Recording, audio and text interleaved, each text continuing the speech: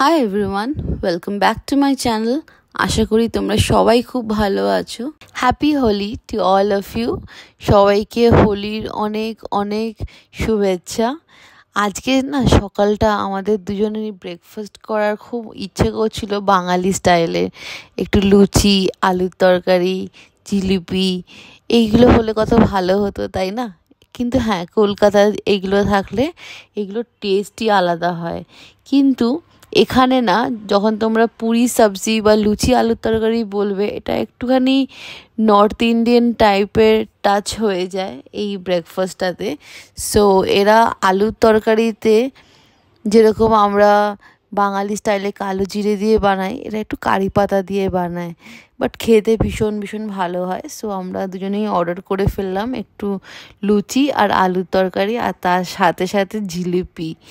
আর এই জায়গাটা হচ্ছে আমারকাশি বলে একটা রেস্টুরেন্ট আছে, ওখান থেকে অর্ডার করলেই না এত সুন্দর হার্টফেল্ট একটা লেটার ওরা পাঠিয়েছে হোলির জন্য। বিকজ এর আগেও আমরা অনেকবার অর্ডার করেছিলাম, হয়তো সবাইকেই যারা যারা অর্ডার করছে সেই কাস্টমার্সদের পাঠাচ্ছে।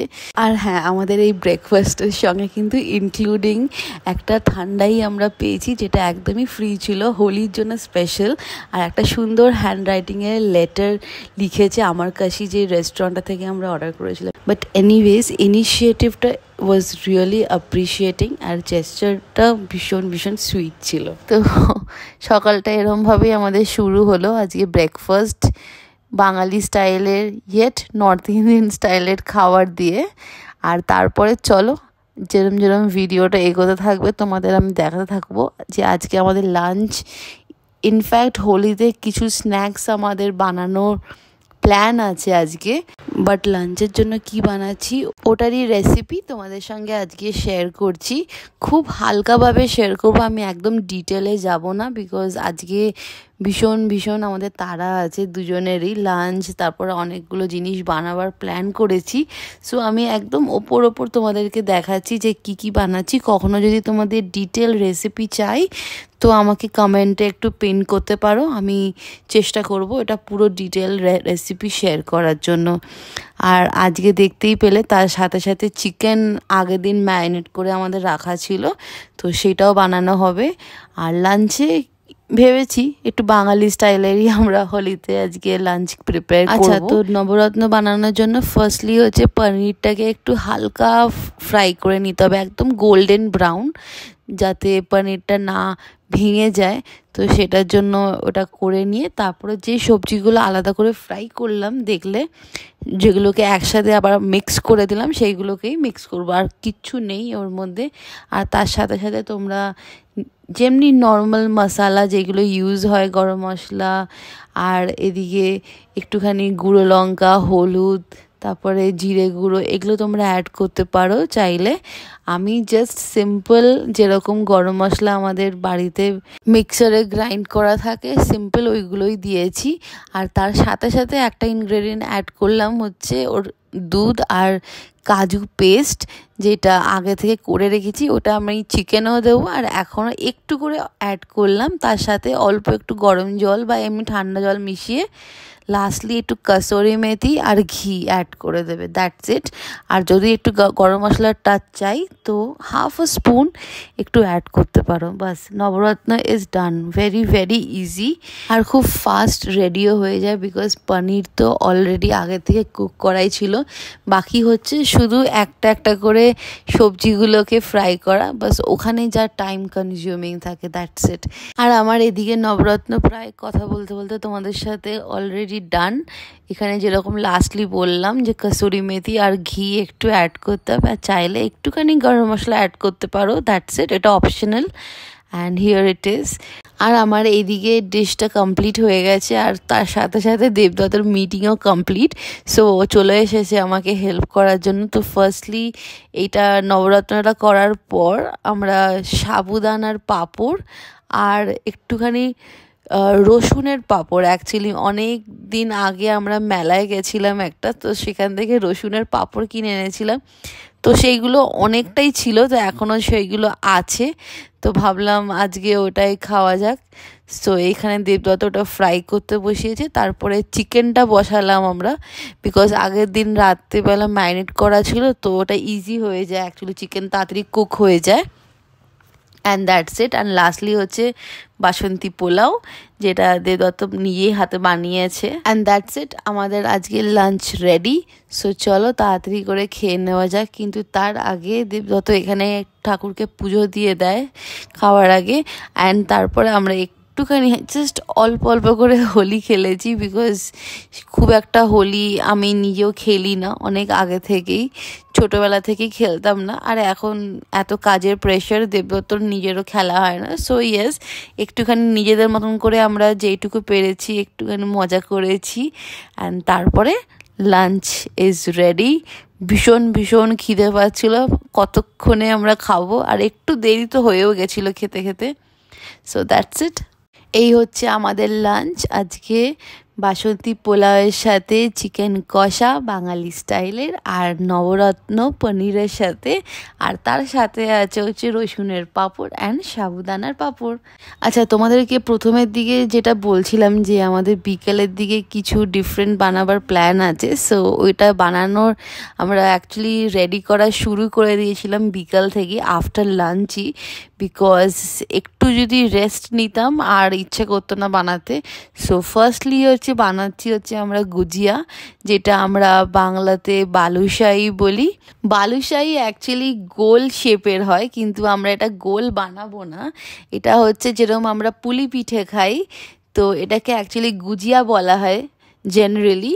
সো ওটারই শেপ দেওয়া হবে। এটা ফার্স্টলি দেখতেই পেলে ননস্টিকি প্যানেতে একটু ঘি আর ক্ষীরটাকে ভালো করে স্টিয়ার ফ্রাই করবে, নাড়াচাড়া করার পর দুধ একদম 2 থেকে 3 চামচ অ্যাড করবে, তারপরে 2 চামচ একটুখানি পাউডার সুগার, যদি তখন অ্যাড করতে চাও করবে, আর নাহলে আফটারওয়ার্ডস যখন প্রপার ওই ক্ষীরটা রেডি হয়ে যাবে তখনও তোমরা অ্যাড করতে পারো, বাট আমি এখানে অ্যাড করে দিলাম অলরেডি।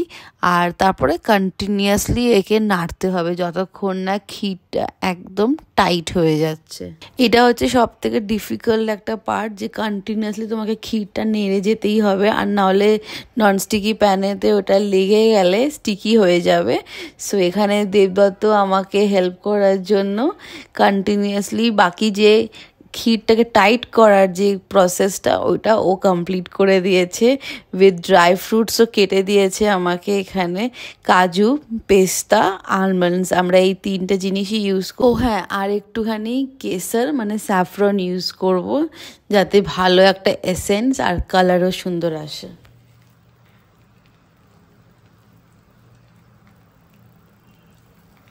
হ্যাঁ হ্যাঁ,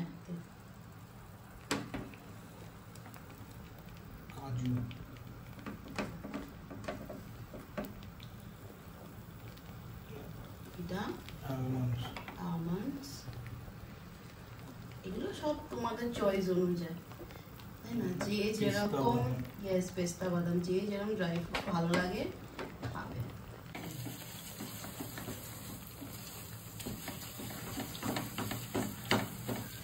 অ্যান্ড আমাদের ক্ষীর এখানে রেডি হয়ে গেছে, দেখতেই পাচ্ছ একদম পুরো জমাট বেঁধে গেছে। বাট নট টু ওয়ারি, এটা যখনই ঠান্ডা হবে এটা হাত দিয়ে দিয়ে গুঁড়ো করে যাবে, ঠিক আছে? আর আরেকটা জিনিস, যে যদি তোমরা মিল্কটাকে অ্যাভয়েড করতে চাও, যদি শুকনো জাস্ট এমনি ড্রাই রোস্ট হয় না, ঘিতে জাস্ট ঘিটাকে যদি রোস্ট করতে চাও, একটা মানে ডাস্ট, একটা কি বলবো, ডাস্টের মতন হবে, ঝুরঝুরে হবে, তো সেটাও যদি করতে চাও that is also okay, because গুজিয়াতে অনেকে সুজিও অ্যাড করে, যেটা আমরা করিনি। আমরা একটুখানি ক্ষীরটাকে না একটু সাম ওয়ার্ড বলতে পারো, একটু মানে দুধ দিয়ে জিনিসটাকে লিকুইড করে হালকা একটুখানি ওই মাখা মাখা টাইপের করতে চেষ্টা করেছি, বিকজ ওই পুরটা আমাদের দুজনের খুব ভালো লাগে। স্পেশালি বরফি, যেরকম বরফি খাও বা কালাকাঁদ খাও না, ঠিক ওরকম ধরনের একটা মাখা মাখা টাইপের ক্ষীরের মানে একটা কনসিস্টেন্সি আনার চেষ্টা করেছি, তো আমরা সেটাই করেছি। বাট এটা অপশনাল, যদি দুধ দিতে চাও ইট ইজ ওকে, আর যদি না দিতে চাও তো ঠিক আছে না, সুজি অ্যান্ড ক্ষীরটাকে তোমরা আলাদা আলাদা করে ঘিয়ের সঙ্গে রোস্ট করতে পারো। তাহলে একটা ডাস্ট একটা কনসিস্টেন্সি আসবে। আর এখানে দেখতেই পাচ্ছ আমার অলরেডি অনেকগুলো গুজিয়া বানানো হয়ে গেছে। অ্যাকচুয়ালি দেবদত্ত এদিকে মেখে বেলতে থাকছে, আর আমি এখানে ক্ষীরের যে স্টাফিংটা ফিল করে একটা গুজিয়ার শেপ দেওয়ার চেষ্টা করছি। তো সেখানেই আমি তোমাদেরকে একটা করে জাস্ট দেখাচ্ছি যে কিভাবে তুমি ফিলিংটা দেওয়ার পর যে গুজিয়ার যে শেপটা হয় না, যে একটা মানে একটা রিদমে চলে স্টার্ট থেকে এন্ড অবধি, এটা মায়ের থেকেই শেখা। যখন পুলি পিঠে বানাতো ওই টাইমটা আমি বসে বসে অ্যাকচুয়ালি শিখতাম। আর আমাদের বাড়িতে না অ্যাকচুয়ালি ওই পুলি পিঠের একটা মোল্ড থাকতো, তো ওই মোল্ডে না মানে ওই ছাঁচে ফেলে ওই শেপটা আনা ইজ ভেরি ইজি। তো অনেকগুলো যখন পুলি পিঠে একসাথে হতো, আমার মা, পিসি, জেঠি সবাই মিলে একসাথে বসে করতো, তখনই আমিও পাশে বসে যেতাম দেখার জন্য। আর এদিকে মা এই ফোল্ডটা করাতে না ভীষণ ভীষণ মানে এক্সপার্ট, ফটাফট কতগুলো যে একসাথে হয়ে যেত। তো সেটাই আজকে দেবদত্তের সঙ্গে আমরা গল্প করতে করতে দুজনে মিলে গল্প করে হাসাহাসি করতে করতে কাজগুলো এগোচ্ছি। আর এখানে দেবদত্ত ওর নিজেও ট্রাই করার খুব ইচ্ছা, সো আমি ওকে জাস্ট দেখিয়ে দিচ্ছিলাম যে কিভাবে শেপটা আনতে হয় গুজিয়ার। একবার মানে শিখে গেলে ইট ইজ ভেরি ইজি, যেটা মা বলে যে প্রত্যেকটা জিনিস প্র্যাকটিসের ওপর ডিপেন্ড করে। তো ওই প্র্যাকটিস করতে করতে ইজি হয়ে যায়। আগে যেরকম জানো তো মালপোয়া বানাতে পারতাম না। আর আমার আর দেবদত্তর মালপোয়া যে কতটা ফেভারেট আশা করি অনেকেই তোমরা জানো, বা যদি নাও জেনে থাকো, তো আমি সেটাই খুব ফিল করি যে মা বানাতো। আর এদিকে আমার শাশুড়ি মাও হাতে মালপোয়া ভীষণ ভালো।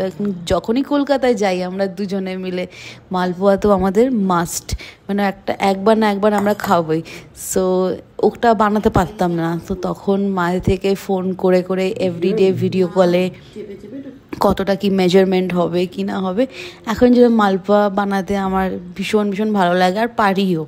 আর যখনই দেবদত্ত অফিস যায় ওকে চেষ্টা করি মাঝে সাঝে, নট এভরিডে, একটুখানি সারপ্রাইজ দেওয়ার জন্য। বিকজ আমরা এই ড্রাই মালপোয়াটা খুব ভালোবাসি, রসেরটা খুব একটা না, বাট রসেরটা আমার ভাইয়ের ভীষণ ফেভারেট। এই এতক্ষণ তোমাদের সাথে গল্প করতে করতে কত পুরনো জিনিস মনে করলে এত ভালো লাগে, বেশ ওই মেমোরিগুলো না আবার যেন মানে বেশ ফ্রেশন আপ হয়ে যায়। আর এদিকে দেখো দেবদত্ত যেরকম বললাম, ওরও শেখার ভীষণ ইচ্ছা, মানে এত রান্না ভালোবাসে। অনেক দিন এমনও হয় যে আমাকে বলে যে তুই রেস্ট নে, আমি রান্না করব। ভীষণ কুকিংটাকে এত ভালোবেসে রান্না করে না। আর আমি ওর সঙ্গে সবসময় থাকি, যে অনেক জিনিস আমি ওর থেকেও শিখেছি এখানে এসে ব্যাঙ্গালোরে। বিকজ আমি রাইস বানাতে পারতাম না আগে, সো পোলাও বানানো, ফ্রাইড রাইস বানানো, এই জিনিসগুলো, বিরিয়ানি যেরকম ও খুব ভালো বানায়, তো সেটা আমার ভীষণ ইচ্ছা যে ওর থেকে শিখে আমি একদিন সুন্দরভাবে ওকে খাওয়াবো। সো এখানে দেখো কথা বলতে বলতে ওরও এখানে কি সুন্দরভাবে ফোল্ডসগুলো করছে না, তাই না? এত ভালো শিখে, একবার জাস্ট দেখে আর ফটাফট শিখে যায়।